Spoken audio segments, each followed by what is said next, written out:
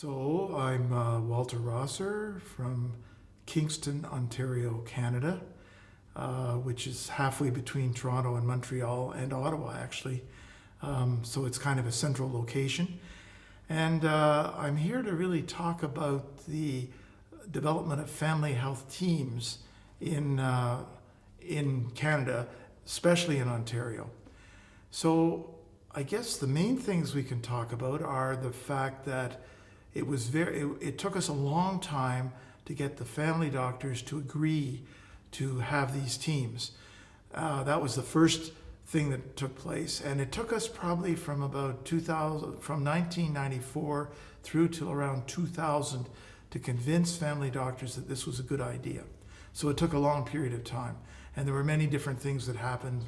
Papers were written, a whole number of things happened to make that become about. And once that happened, the second step was to get the politicians on board. And that took several years of work to get the politicians to agree to it. And the third step was to get the medical associations to agree to that situation. And if they did not agree, they didn't agree to it at all in the beginning.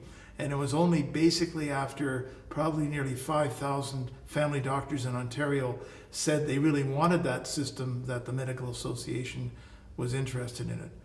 So from that, we moved from a fee-for-service system, which we have always had, and now about 80% of all family doctors in the province are on a capitation system, and only about 20% are not. So now I must admit this is all voluntary. So first off, patients don't have to go into a fee-for-service, or they can stay in a fee-for-service system if they wish to, and if they want to go into a capitation system, that's fine. Our experience has been almost entirely that people are very happy. If the doctor wants to go into a capitation system, they're very happy with that. And there's only a few people disputed. There are also a number of physicians that don't want to go into they want to stay in a fee-for-service system. They don't want to go into a capitation system. So as a result of that, they are allowed to do that. And so both patients and physicians don't have to enter the system if they don't want to, but 80% have already entered into it.